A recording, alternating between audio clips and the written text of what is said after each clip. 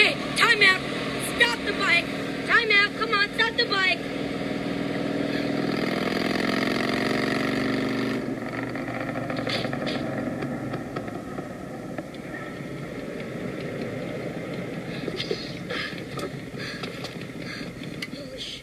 Now, don't take this the wrong way, but you are a Terminator, right? Yes. Cyberdyne Systems Model 101. No.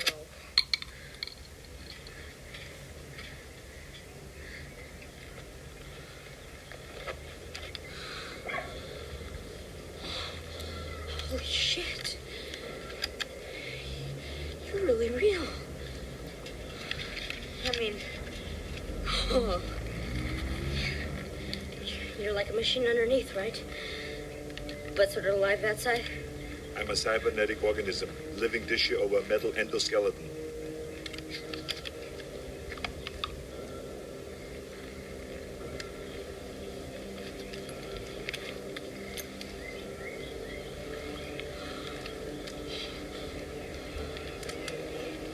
This is intense.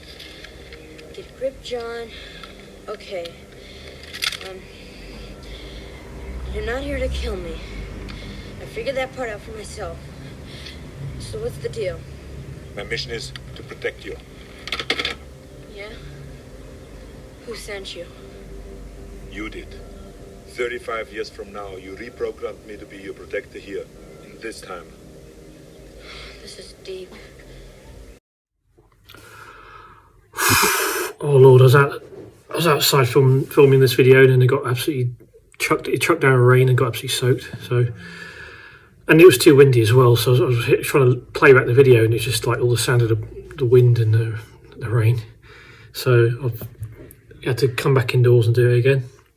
I was doing a video, a psychological video. I've always been interested in psychology. I studied it a few years back, and it's just something I've always been fascinated by. And I'm really into I did studied hypnotherapy. I did a little bit of neurolinguistic programming, not much, but that's a whole other kind of area that I'm fascinated by and interested in. That whole kind of self-actualization kind of world. I'm not madly into like Tony Robbins, but I'm kind of interested in, you know, what he does, and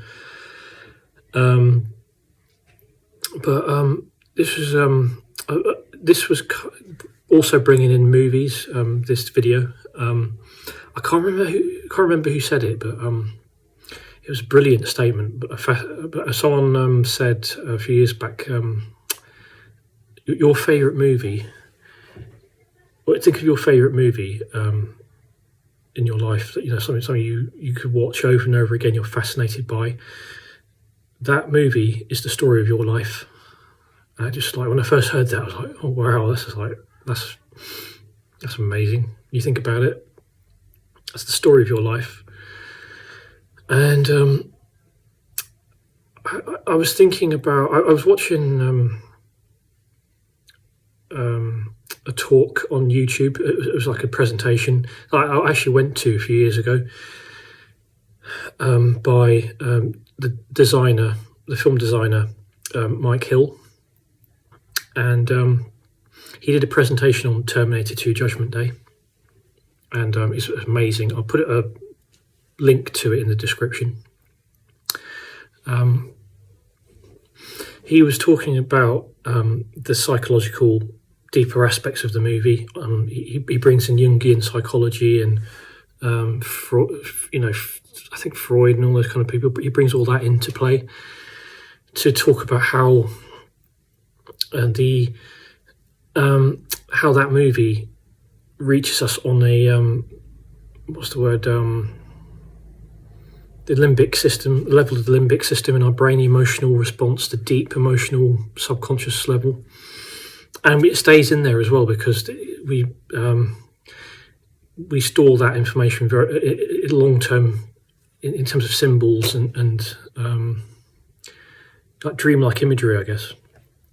The best way to say it. And I remember watching this presentation about the movie, was like illumination for me on a personal level, because that movie, when I was growing up as a kid, I was absolutely obsessed with that movie. And I used to have nightmares about the Robert Patrick, the liquid metal character, the evil character, the T-1000.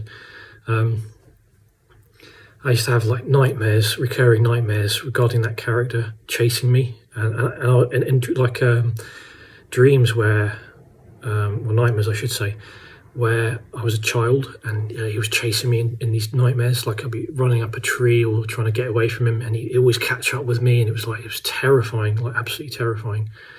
And I always like wondered about that. What the hell does that mean, that nightmare? And it was only when I watched this presentation by Mike Hill that it made total sense at last, all those years later. And the crux of it was that when I was a child and sort of teenage years, I guess that I maybe older than that as well, a bit older, I had this feeling of not being able to trust in my own judgment, my own decisions, not feeling strong enough in myself, feeling too overwhelmed by my family and my parents, who I felt were overbearing. Maybe I'm not judging them. I'm not having to go at them, but they're both overbearing in maybe in different ways when I was growing up, and trying to impact in all my affairs and things important to me, that kind of involved in having to.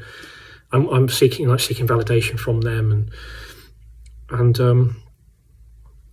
so yeah, I had those nightmares, and it made perfect sense then, because in the presentation, Mike Hill, like really expertly how he does it, he explains how the two Terminators in the movie are the two different aspects of John Connor's psyche, and the Robert Patrick T-1000 character, the liquid metal character, he's like I guess like part of the super ego or something. I don't know what we could say. He's like he's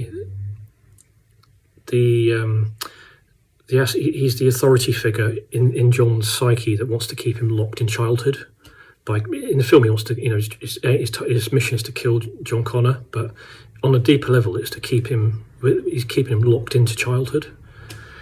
And then you have the Arnold Schwarzenegger character, who is like I guess what Carl Rogers would call the self-actualizing tendency in all people.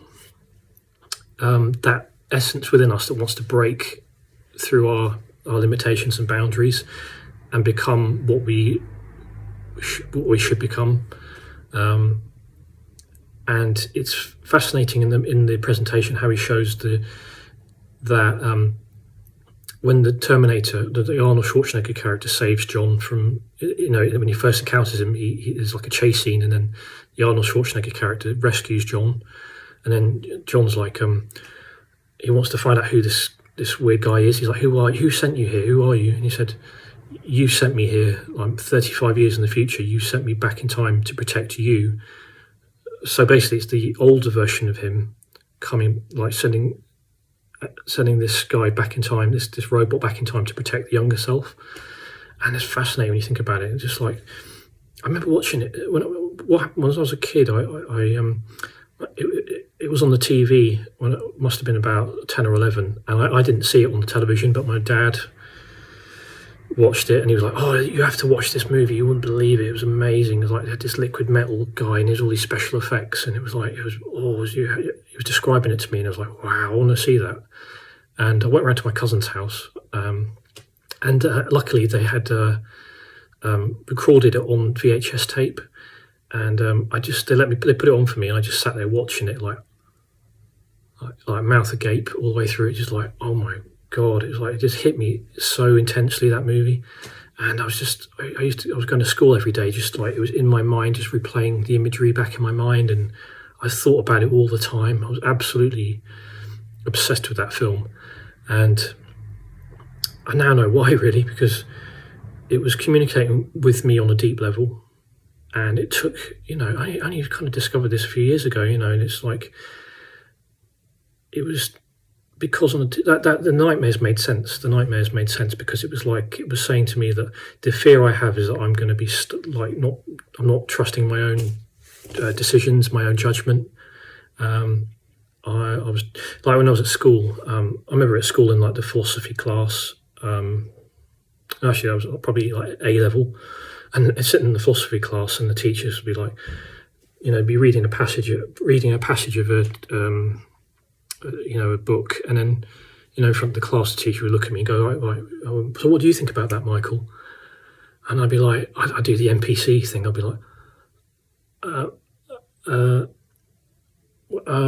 I just didn't really have a sense of like my own thoughts, my own feelings about things enough. It's just weird. It's just like, I think when I was a child, it's because I was so kind of in that almost like I don't know, like a referee kind of mindset almost between my parents. Some like I was more engrossed in them and their kind of,